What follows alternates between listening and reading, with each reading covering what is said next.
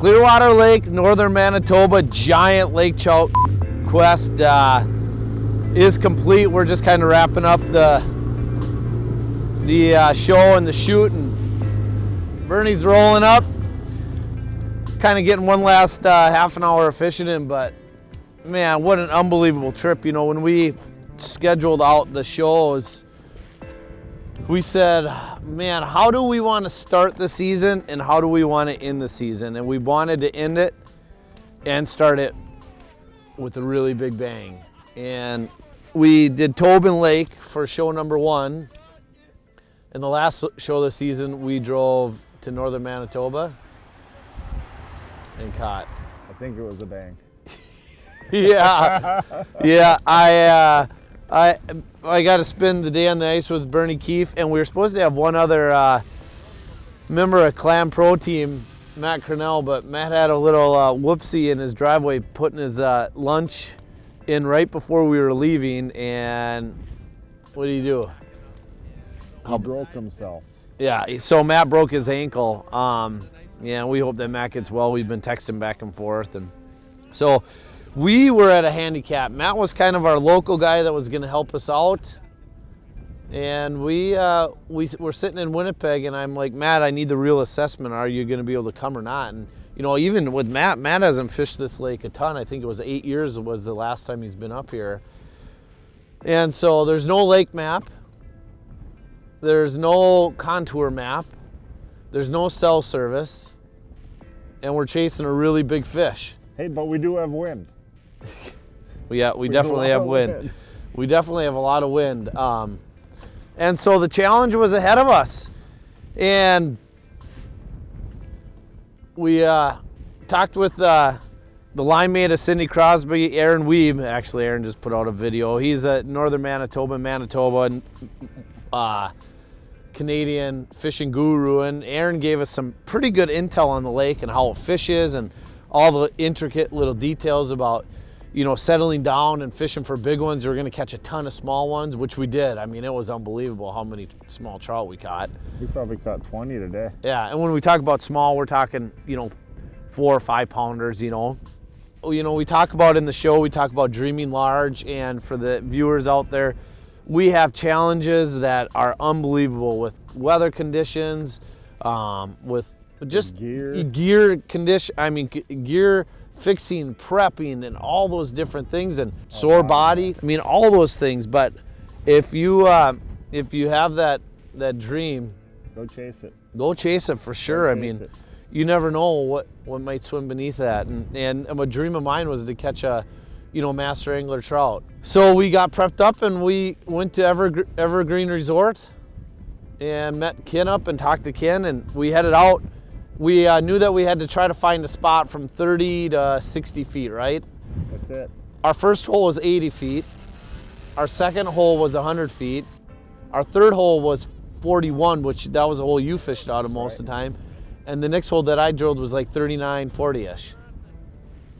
And out of those holes, those number 3 and 4, fish. We got some really big fish and a fish of lifetime. We actually might make 2 shows out of this piece, which is really cool. And we get asked a lot, Bernie, why do we do these recap shows? Why don't we just show the whole show right away? The reason is because all of our shows across the ice belt go to edit and they go to air the following fall. So if you're watching this, these recap shows are just to give you an up-to-date in the field report on the equipment that we used, where we're at, and what we're doing, and who we're fishing with. Bernie's from Colorado, super fun guy. I'm doing battle with the biggest trout of my life. I mean, intensity levels don't get any higher. And he's laying on the ground laughing at me, making faces at me. I got bored watching him fight a fish. Took a little nap.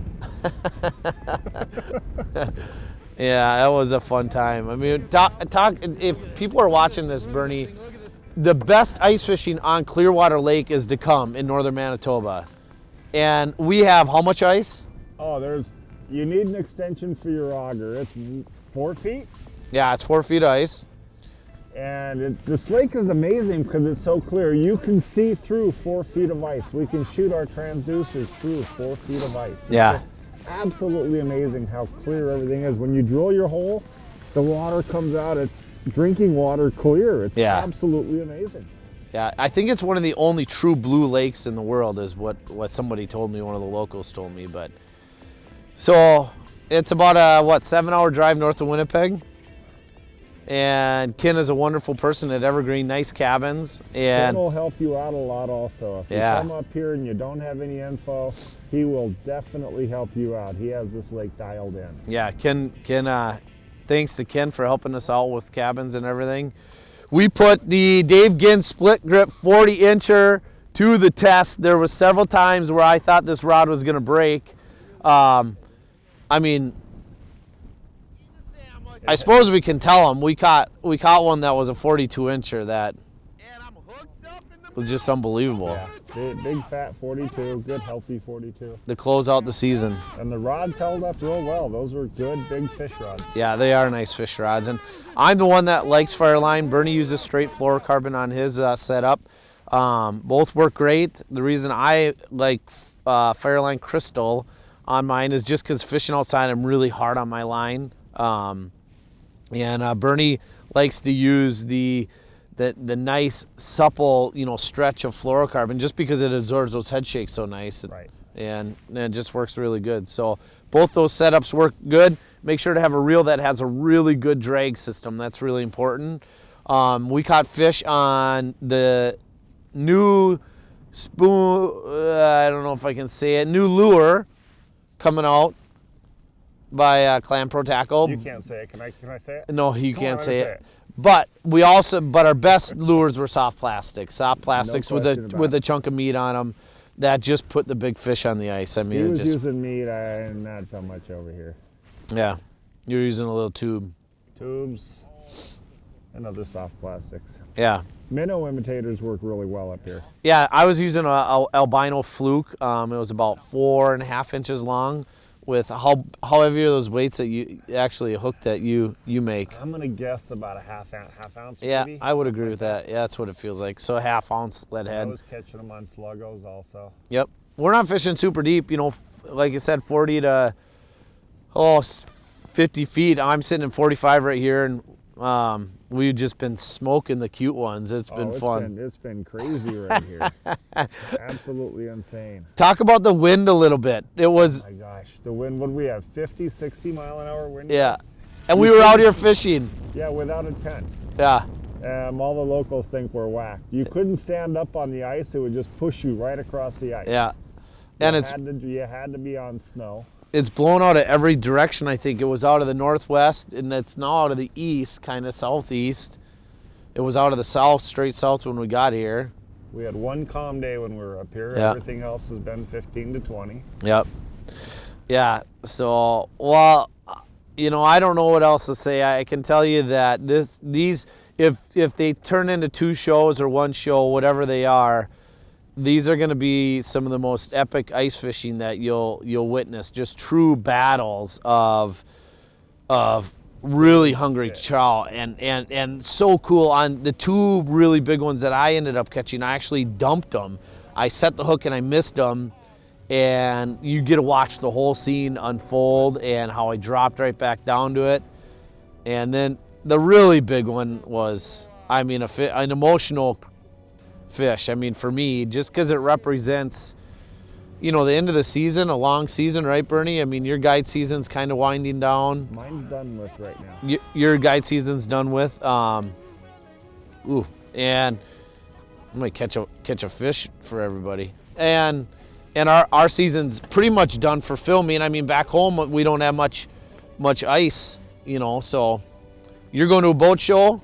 I'm headed to another boat show. Yeah. Then a 17-hour drive home. Well, I don't know what Joe's going to show you these big fish. It's up to Joe. Be nice to Joe. Be nice to Joe. The nicer you are in the comments, you can get more out of them maybe. But we learned that Joe likes ho-hos. Send them ho-hos. Yes, he does. But I don't know. Like I said, from the bottom of my heart, I just wanna say thanks to everybody that supports the show, and thanks for another amazing season. All our sponsors that make the show possible. and just chase your dream, and make sure that whatever it is, if it's fishing related or not, go out and chase that dream, because with a little bit of persistence, a little bit of hard work, a lot of hard work, a little bit of luck, sometimes a lot of bit of luck, but good things will happen. So don't let the naysayers slow you down or stop you, and make it happen. Make sure, please give us a like on Facebook and subscribe to our YouTube channel at iceteamfishing.com, and post and leave your comments for us. You guys have all been great. Another season in the books. Unbelievable. Thanks, Bernie, for sharing it with me. Hey, thanks for inviting me out. Yeah, it was a fun trip from Lake of the Woods Pike to a lake trout adventure. Fantasy fish in both places. Yeah. I mean, that's all you can say. Manitoba grows them big. They do. The rules up here, the regulations are amazing. Yep. They're going to maintain these fisheries forever. It's a wonderful place. The people are great. Yep. Everybody we met has been super nice. Yep. Thank you, Manitoba, for growing the really big fish. But I got a fish that keeps flashing in and out of the screen. I'm going to get serious about it. Thanks for watching. Across the Ice Belt Season 3 is a wrap.